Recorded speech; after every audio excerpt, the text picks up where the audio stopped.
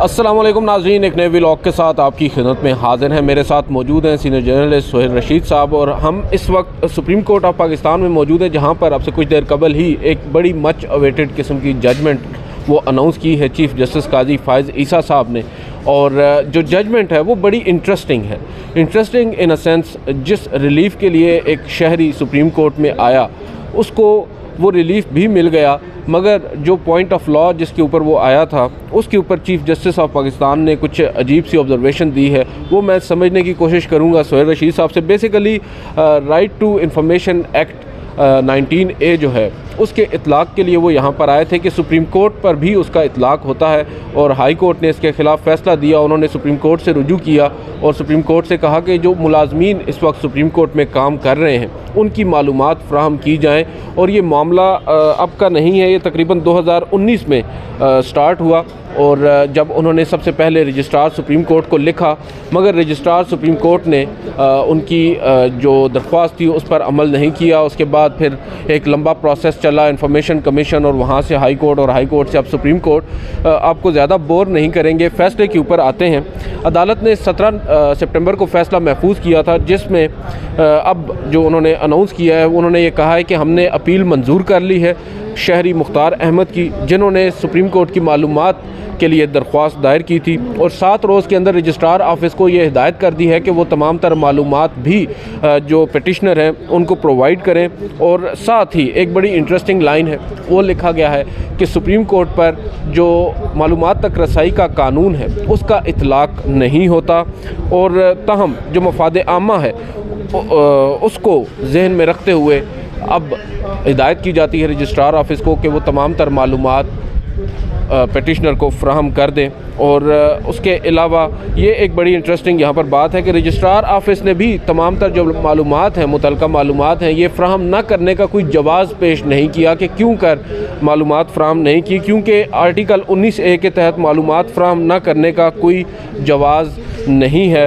सोहेल रशीद साहब, ज़रा इसकी जो मज़ीद फ़ैसला उसके ऊपर थोड़ी देर में आते हैं। ज़रा ये बताइएगा, ये आज खुद नोटिस था 184(3) की दरख्वास्त थी, ये मामला क्या था जहाँ पर मफाद आमा बीच में आ गया अचानक से एक रिट पिटीशन के अंदर? आदिल साहब, आपने जो सवाल किया है उसमें मेरा ख्याल है काफ़ी सारा जो है ना इस केस को आपने दोबारा खोल दिया है। डिसाइड सुप्रीम कोर्ट से हो चुका है, हम सिर्फ तबसरे के लिए खोलते हैं उसको।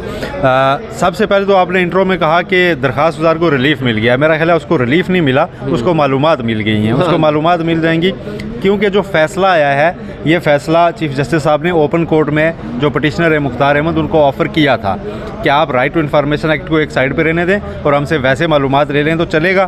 तो जो दरख्वास्त गुजार है उन्होंने कहा था कि नहीं, मैं तो एक पॉइंट ऑफ लॉ की बात कर रहा हूँ कि आप उसके अंडर आते हैं, आप पे पार्लियामेंट का बनाया हुआ राइट टू इन्फॉर्मेशन एक्ट उसका इतलाक़ होता है, आप उसके तहत पाबंद हैं। उनकी इस बात को नहीं माना गया। अब दरख्वास्त गुजार का पता चला, हमारी उनसे बात तो नहीं हुई, वो बैरून मुल्क हैं, लेकिन मुझे लगता है कि उनकी जो दाद रसी है ना वो उस मामले में नहीं हुई, क्योंकि उनकी मेन प्रेयर ये थी कि 19A का इतलाक़ आप पर होता है। 19A को तो सुप्रीम कोर्ट ने माना है, उन्होंने राइट टू इन्फॉर्मेशन एक्ट 2017 को नहीं माना है कि उसके तहत हम इंफॉर्मेशन कमिश्नर के पाबंद नहीं हैं। बात फिर वही आती है कि सुप्रीम कोर्ट ने ख़ुद को थोड़ा सा बालादस्त रखने के लिए कहा कि उसके अंडर हम नहीं आते, जो कि एक पार्लियामेंट का बनाया हुआ ही कानून है। लेकिन चूँकि इंफॉर्मेशन कमिश्नर तो किसी को भी लगा दिया जाता है। पिछले दिनों एक साफ़ी की बात चल रही थी कि उन्हें शायद लगाया गया या नहीं, ये पता नहीं, लेकिन अब वो सुप्रीम कोर्ट को ऑर्डर्स तो नहीं दे सकते। तो बात वही कद की रखी गई है कि हम उसके अंडर नहीं है, लेकिन मालूमात छुपा भी नहीं रहे। तो अब मालूमात तो मिल जाया करेंगी सुप्रीम कोर्ट के आज के फैसले के बाद, लेकिन राइट एक हद तक मिलेंगी। ये कहना गलत होगा कि ये फैसला जो है वो कानूनी से ज़्यादा पॉपुलर है? पॉपुलर नहीं, इसमें रास्ते रखे गए हैं ना कि आप राइट टू इन्फॉर्मेशन एक्ट के तहत, जैसे कोर्ट की प्रोसीडिंग्स के दौरान पूछा गया था बेंच की जानिब से कि कल अगर इंफॉर्मेशन कमीशन जो है वो क्या देता है कि फ़लाँ जज के बेगम बेटों की जायदाद की भी आप मालूमात फ्राहम करें, तो ये तो प्राइवेट नौयत किया, तो क्या हम वो भी मानने के पाबंद होंगे? तो मेरा ख्याल है इस तरह की मालूमात तो अब नहीं मिल सका करेंगी।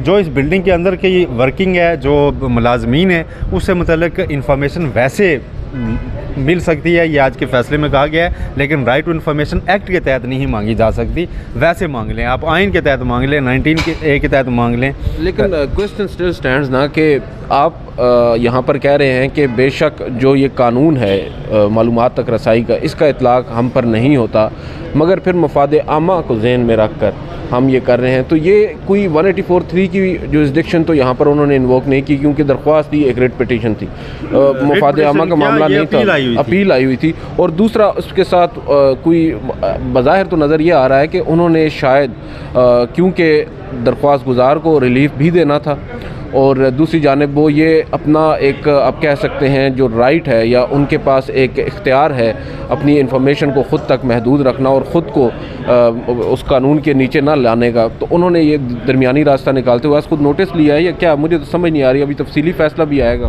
अभी तफसीली फ़ैसला आएगा और उर्दू में आएगा इस बार, ताकि सबको समझ में आएगा, उर्दू अंग्रेज़ी दोनों में आएगा। और उसमें जस्टिस सदर मिनल्ला को कोई इजाफी नोट भी शामिल है, ऐसा बताया गया है। लेकिन मेरे ख्याल में इस फैसले से ये एक तासुर को ज़ाहिर किया गया कि सुप्रीम कोर्ट कुछ छुपाना नहीं चाहती, लेकिन दूसरी तरफ ये बरकरार भी रखा कि सुप्रीम कोर्ट किसी की ताबे भी नहीं है कि कोई कमीशन उठ के हमें ऑर्डर देगा और हम उसको मानेंगे। ये कि सुप्रीम कोर्ट की अक्सर जो इन्फॉर्मेशन है, बेशक वो जो आर्ग्यूमेंट उन्होंने लिया था दरख्वास्त गुजार ने कोर्ट रूम के अंदर के राइट टू इन्फॉर्मेशन एक्ट के अंडर आती है सुप्रीम कोर्ट, तो चीफ जस्टिस ने कहा था इस तरह, तो फिर रजिस्ट्रार जो है वो सिर्फ एडमिनिस्ट्रेटिव नहीं होता, जुडिशल साइड पर भी वो देख रहा होता है। अक्सर अपीलें जब सुप्रीम कोर्ट में आती हैं उन पर एतराज़ लगते हैं, तो वो जुडिशल साइड के भी इख्तियारात को इस्तेमाल करता है। इस तरह तो फिर वो कल आज अगर आप एडमिनिस्ट्रेटिव इन्फॉर्मेशन मांग रहे हैं, तो कल अगर आपको ये एक्सेस दे दी जाती है तो आप फिर जुडिशल साइड की भी इन्फॉर्मेशन मांगेंगे, गो कि उसमें भी कोई मज़ायका तो नहीं, मज़ायका तो नहीं है। जुडिशल साइड की सिर्फ आप एक इन्फॉर्मेशन नहीं दे सकते कि पेंडिंग केस है, डिसाइड नहीं हुआ तो आप पहले फैसला नहीं दे सकते, बाकी तो जुडिशल साइड की सारा रिकॉर्ड की बात होती है, वेबसाइट पे मौजूद होता है, वेबसाइट पे मौजूद होता है। और अगर कोई मौजूद नहीं है तो कोई बंदा मांगता है तो वैसे भी मिल जाती है।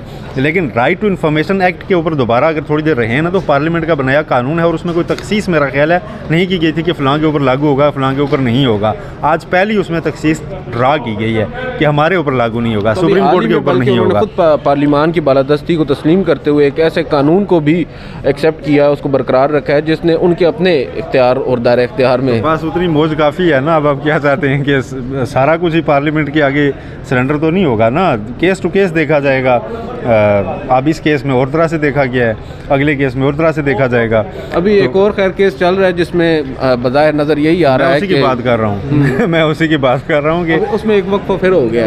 हाँ, अब शायद अगला फैसला यह है कि नेपरा भी बालादस्त है और उसके ऊपर लाहौर हाई कोर्ट फैसला नहीं कर सकती। ये भी फैसला मुतवक्के है कि वो नेपरा वाले एक्सपर्ट हैं, वो अगर कोई भी फ्यूल एडजस्टमेंट लगा देते हैं। लूप होल्स मौजूद हैं उसमें, पहले देखना चाहिए था कि मुतल्लिका रेमेडीज नहीं ली गई।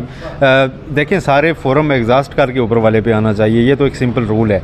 अगर नेपरा ने एक फैसला किया और उसके खिलाफ कोई नेपरा में रिव्यू नहीं लेके गया, अपील नहीं लेके गया ट्रिब्यूनल में और सीधा हाई कोर्ट आ गया, तो हाई कोर्ट को इसे क्वेश्चन करना चाहिए था कि ये सारा मामला। चले वापस आते हैं। अब आपको यही लग रहा है कि जो दरख्वास्त गुजार हैं मुख्तार अहमद साहब, जिन्होंने सुप्रीम कोर्ट के मुलाजमीन की मालूमात के लिए एक दरख्वास्त दायर की थी, वो अपील भी दायर कर सकते हैं, क्योंकि उनकी जो मेन प्रेयर थी उसको तो माना नहीं गया, उनकी तशफ़ी नहीं हुई। और आज वो जब कमरा अदालत में नहीं आए सुबह, तो चीफ जस्टिस बरहम भी हुए।